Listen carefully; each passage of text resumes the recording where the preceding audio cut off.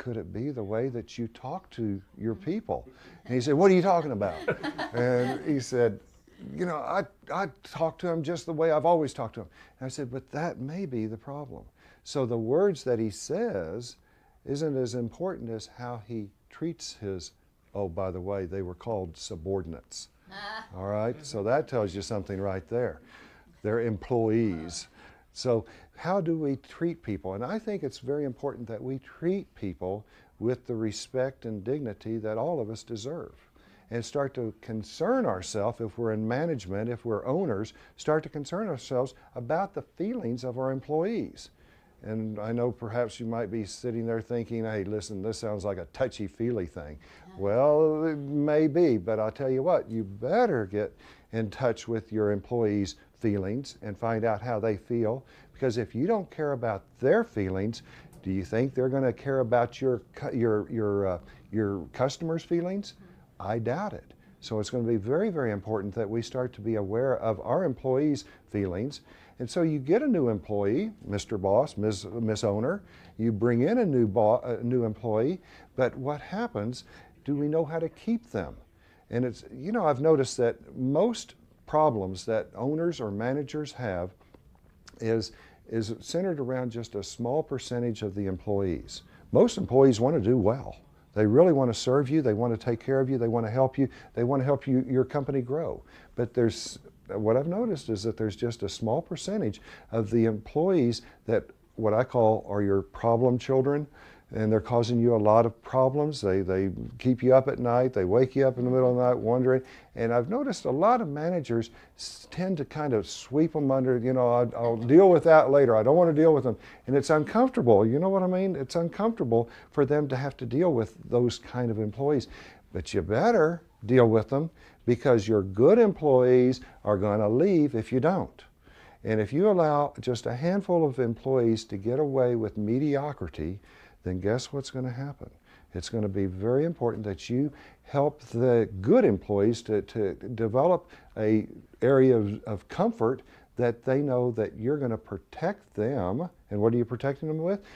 Quality and excellence. And you're going to help them to understand that it's very important to bring to the work the qualities that you really do want. If you don't, you're going to lose that good employee.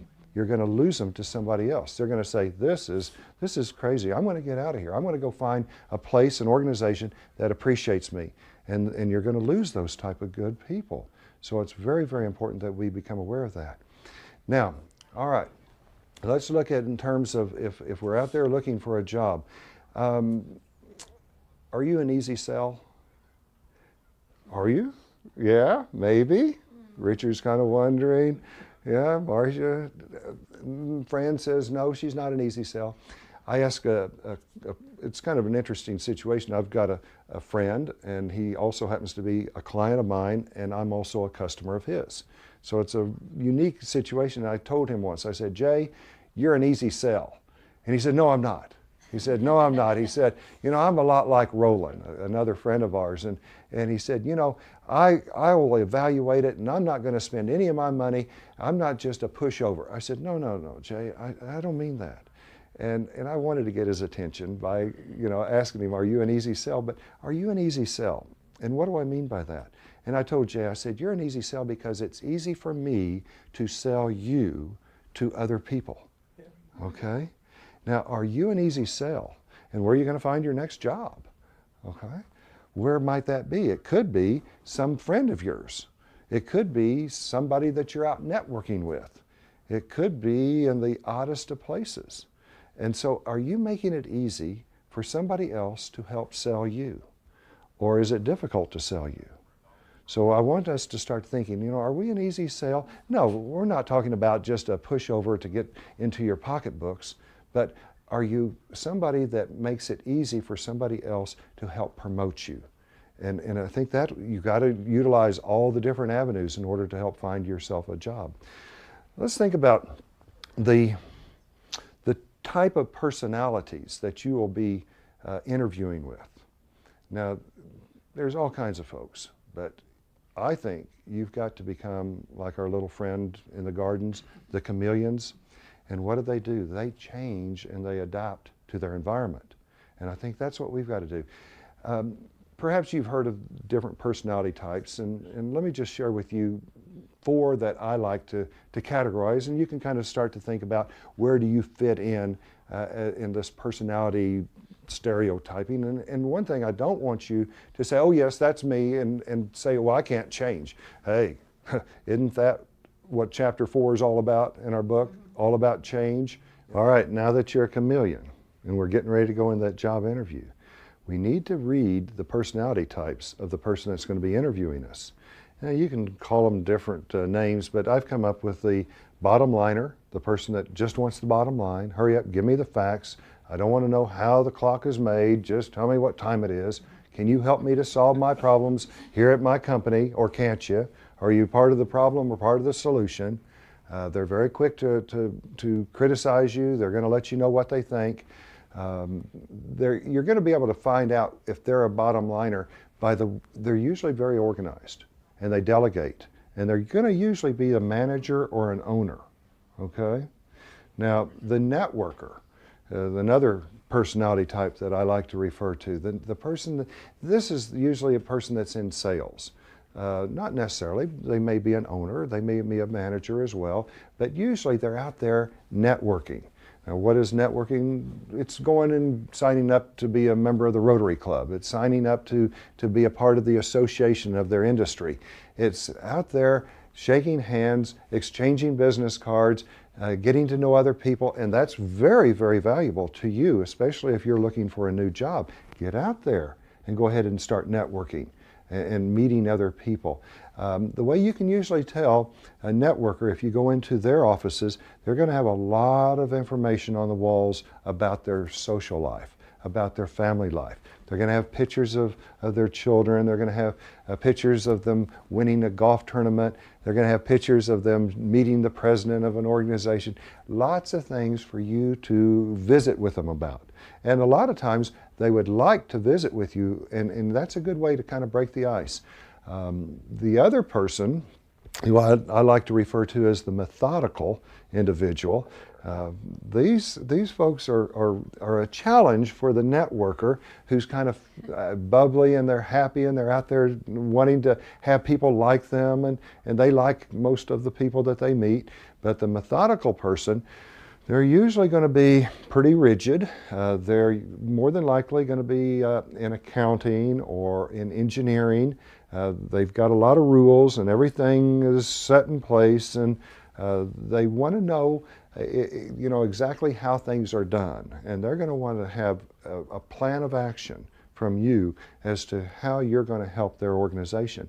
And when you come in and you say, "Hi, I'm Jim Will," and guess what? They're going to go, there's not going to be any expression on their face. And guess what your self-talk is going to be like right then? Oh my goodness, this guy doesn't like me. This person doesn't care for me. I've already blown the interview. Not necessarily, but all of a sudden. And how can you tell if you're in a methodical person's office? More than likely, they're going to have a lot of charts and graphs and information. And again, they're going to be very well organized as well. I think one of the, I want to hesitate in saying the scariest, because whenever I do seminars on customer service, I say that the pleaser is the scariest customer that a company can have. But as a person going in for a job interview, you're going to also be dealing with a pleaser. And perhaps not as much as the bottom line person, because they're going to be the management, and they're going to be in management. They're also going to be probably an owner from time to time. You're going to run into the networkers. You're going to also run into the methodical individuals. But the pleaser is exactly what it sounds like. Somebody that likes to please people. And they're really not going to rock the boat. They're really not going to tell you anything that may hurt you or offend you. And the reason I say in customer service they're the scariest is that you ask them, if you're a restaurant owner, how was your meal today? They're going to say, oh, it was fine. And all of a sudden, guess what? As soon as they leave, they're going to complain to somebody else and say, well, I ordered chicken and they brought me fish. Well, are they going to tell the owner or the waiter what was wrong? No, they're not going to do that. So you, as the chameleon, have got to be able to figure out, am I talking to the person that's a bottom liner? They just want the facts. They just want to hurry up and give them information. How can you be of value to them? Or am I talking to the methodical person? Very analytical. They want to know how the clock is made. Or are you going to be talking to the networker and they want to socialize with you a little bit? And what kind of a job are you interviewing for? If you're an analytical person, you're going to feel right at home with that person that's analytical, and you all are going to get along great. If you're a bottom line person, you and the bottom line person are going to get along really well. But if you happen to be a networker and you're working over here trying to interview with a methodical person, that can be a little bit uncomfortable for you. Exactly. So we've got to give ourselves some sneak previews. And what we learned in the chapters on visualization and through our good friend Craig McFarland is how we can start to visualize and give ourselves some sneak previews of what's going to take place. How do you want to handle yourself when you're in front of a methodical person? One of my clients now, many years standing, and he's actually a very dear friend of mine, was doing some work with him, and at the time he was an accountant. He now owns his own company, but as an accountant, I was visiting with him. He had me working with his staff, and I went in to give him some feedback after one of our seminars, and I remember my self-talk. I was sitting across from him, and I'm sitting there telling him some things, and he's sitting there just dead serious. And you know, again, my self-talk was, this guy doesn't like me. I think he's going to fire me. And sure enough, he liked me a lot.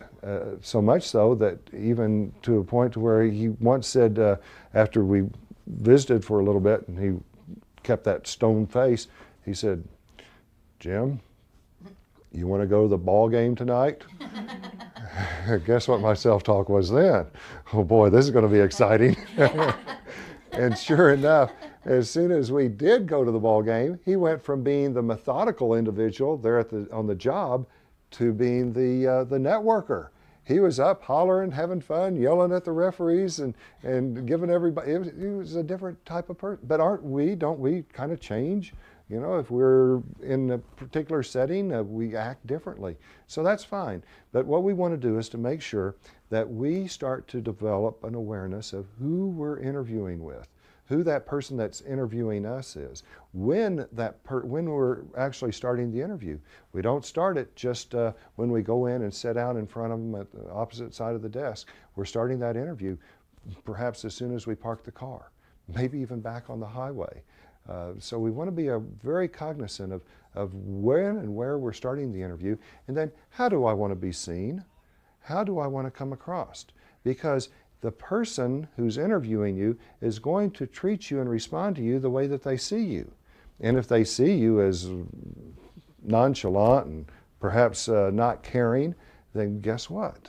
Their perception of you is going to become their reality. Do you think they're going to, but my resume, look at all this good stuff on my, sorry, it doesn't count, because only 15% of your success, of my success, is based on how well is based on our resume, based on our education, based on our experience. It's how we communicate those things to that person, and then what might be of interest and of value to that methodical person may not be of interest and value to that person that's a networker. So you can lay out all these beautiful things that you've done to the methodical person that may be very valuable to them. But if you say the same things over here to that networker or to the bottom liner or to the pleaser, then guess what? It may be going completely over their head, and you're walking out going, what happened?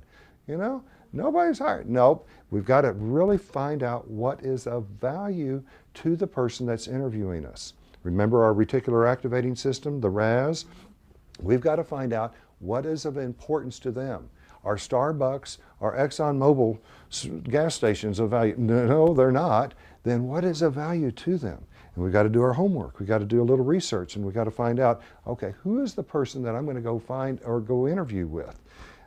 Call up some friends that may work in that company, that organization. Say, do you know that person that I'm going to be? Yes, and find out, okay, is that person a pleaser? And if it is, then all of a sudden we start to think, okay, I need to kind of put on my pleaser hat. and be somewhat similar to that person, because what's of value to that person is going to get through their reticular activating, their RAS, their consciousness. So we've got to develop an awareness that our job is really learning how to be a very effective communicator. You know, by the way, I mentioned the 85% of our success is based on how well we communicate. That's a Mellon Foundation study, and they also came out that 86% of all of our problems are caused from miscommunication or a lack of communication. So in summary, job one in the job search world is communication. Yes, you've got the degrees, you've got the experience, you've got the knowledge, you've got the resume, but as important as that is, it's really knowing how we communicate with the people that are interviewing us, and also how we're communicating with ourselves, with our own self-talk. So stay focused on what it is that you want, how do you want to be seen, and then let the rest of it fall into place. Thank you all very much.